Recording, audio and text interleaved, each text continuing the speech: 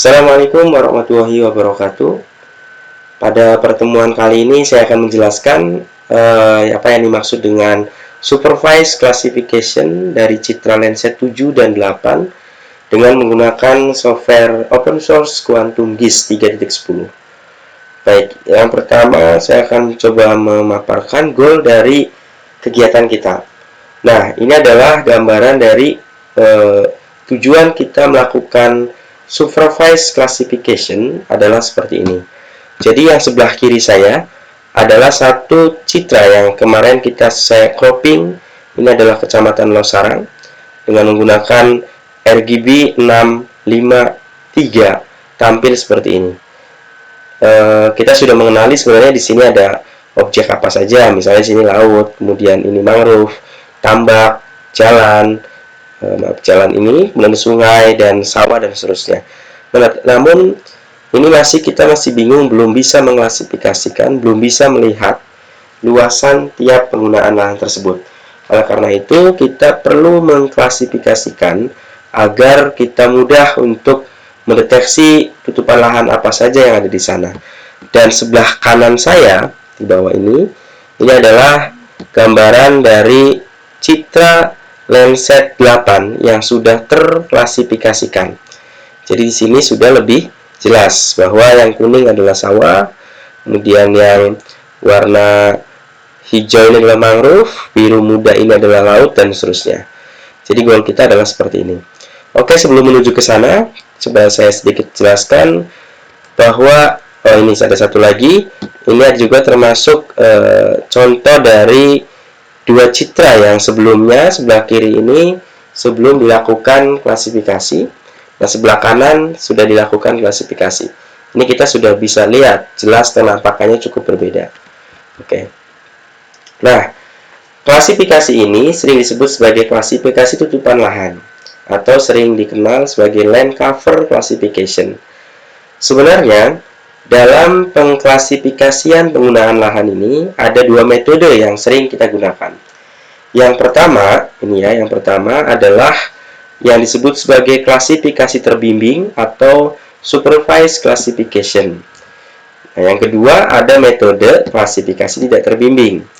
Dalam pertemuan kali ini saya akan fokus menjelaskan apa yang dimaksud dengan klasifikasi terbimbing. Nah, next ya. Klasifikasi terbimbing ini sering dikenal sebagai atau sering diistilahkan dengan nama supervised classification.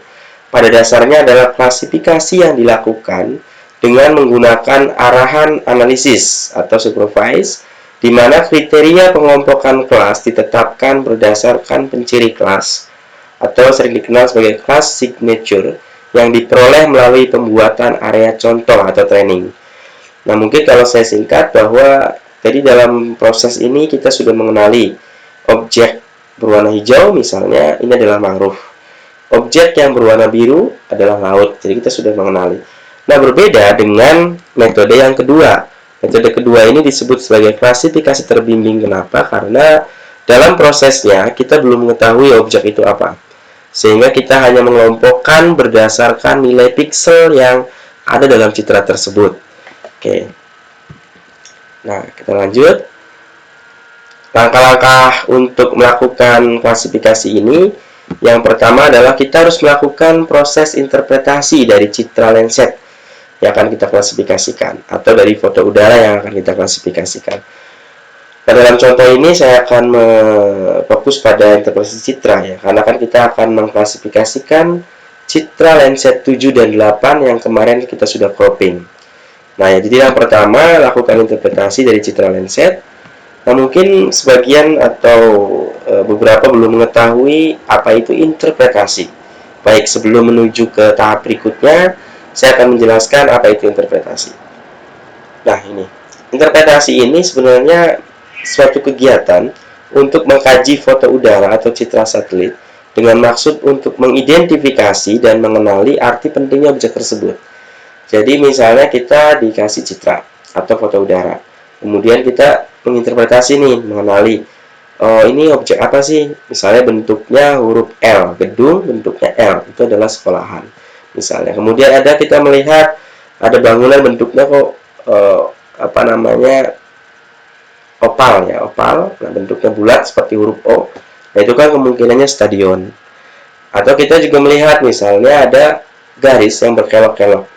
Nah, itu juga bentuknya berarti sungai gitu. Nah, itu kegiatan itu disebut sebagai interpretasi, baik untuk citra maupun untuk foto udara. Nah, berikutnya ada tahapan dalam interpretasi. Jadi dalam melakukan interpretasi itu ada 4 tahapan yang harus kita lalui. Oke, baik. Yang pertama adalah deteksi. Deteksi ini baru mencari atau mengenali ada nggak objek di situ, di foto udara itu. Mungkin kita bisa membayangkan kita dikasih selembar foto udara atau citra, kita di sana mencari gitu objek. Misalnya melihat ada objek bentuknya bulat, ada objek yang bentuknya panjang. Nah, itu baru mendeteksi. Nah, tahap kedua kita sudah mulai mengenali atau mengidentifikasi. Oh, bentuknya bulat ini apa sih?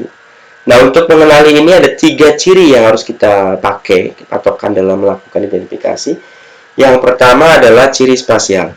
Ciri spasial ini kaitannya dengan bentuk, ukuran, bayangan, pola, tekstur, asosiasi, dan seterusnya. Misalnya saya melihat tadi, ada gedung bentuknya L. Nah, itu adalah sekolahan. Kemudian ada tekstur, misalnya tekstur antara tanaman padi dengan tanaman jagung, itu teksturnya berbeda. Kemudian tanaman kelapa dengan tanaman padi juga berbeda, baik segi halus, tekstur itu kan ada halus, kasar, dan sedang. Nah, asosiasi itu adalah keterkaitan. Misalnya kalau ada stadion, dari situ pasti ada gawang. Kalau ada stasiun, di situ ada rel. Nah, itu adalah asosiasi. Kemudian ciri kedua yang kita pakai adalah ciri spektral, kaitannya dengan rona dan warna. Contoh misalnya gelap cerahnya foto udara. Nah, kita melihat, oh ini objeknya cerah, objeknya gelap, itu berarti ciri spektral. Ciri yang ketiga temporal, terkait umur dan waktu. Contoh, tanaman jagung dengan tebu, ketika masih berumur muda, itu akan terlihat sama, dilihat dari foto udara atau citra. Oke, kemudian tahap berikutnya analisis. Analisis ini sudah mengerucut untuk ini tuh bentuk apa sebenarnya. Kemudian yang ketiga deduksi. Deduksi itu lebih ke pembuktian akhir atau kesimpulan, pengambilan kesimpulan. Oke, next. Nah, unsur-unsur interpretasi citra itu ada 9 unsur interpretasi. Yang dimana ini sebenarnya ada satu lagi konvergensi bukti ya. Dan dari ke-9 itu dibagi lagi ada primer, sekunder, tersier, dan lebih tinggi. Nah, yang termasuk primer itu yang pertama adalah kita mendeteksi dari rona dan warnanya terlebih dahulu. Sekunder itu ada ukuran, tekstur, bentuk. Tersier ada pola tinggi bayangan, dan lebih tinggi ada situs dan asosiasi. Oke. Nah, ini contoh, saya contohkan citra Lenset Kecamatan Losarang yang saya crop. Ini adalah area pinggir pantai, ini jauh dari pantai. Nah, misalnya saya melihat di sini ada objek yang warnanya hijau. Di sini pun ada di daratan warnanya hijau. Nah, dilihat dari unsur warna, keduanya kan sama-sama hijau. Sehingga kita bisa mendeteksi bahwa ini vegetasi. Namun lebih lanjut, sebenarnya ini kita bisa menginterpretasi lagi lebih mendalam, kira-kira vegetasi apa yang ada di zona ini, dan vegetasi apa yang ada di sini. Nah, kita akan masukkan unsur situs, letaknya ya, letaknya di mana. Nah, yang pertama, kalau kita lihat letaknya ini kan dia berada di pinggir pantai. Sedangkan yang kedua, dia jauh dari pantai atau di daratan. Sehingga yang pertama ini, kita bisa menyimpulkan bahwa itu vegetasi mangrove. Kenapa? Karena letaknya pinggir pantai. Karena umumnya mangrove itu berada di zona interface atau pembatasan antara laut dengan darat. Nah, lalu bagaimana dengan yang kedua? Yang kedua ini kan sama-sama hijau nih. Kita lihat di sini hijau. Tetapi kita tidak bisa mengklaim bahwa ini mangrove karena letaknya sangat jauh dari pantai. Sehingga ini bisa jadi vegetasi lain, baik kebun atau rumputan yang ada di sekitar pemukiman masyarakat. Baik, itu contohnya. Nah, ini mungkin lebih detail lagi, akan saya jelaskan beberapa tahapan dalam melakukan konvergensi bukti. Artinya kita dalam mengambil kesimpulan. Contoh seperti ini. Saya melihat di foto udara atau di citra atau di citra atau foto udara, melihat ada tumbuhan, lihat dari atas tajuknya itu berbentuk bintang. Nah, seperti ini ya. Ini kan bentuknya bintang dari atas.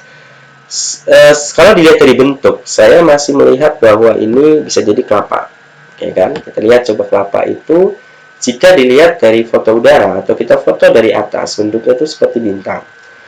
Atau bisa jadi ini adalah kelapa sawit.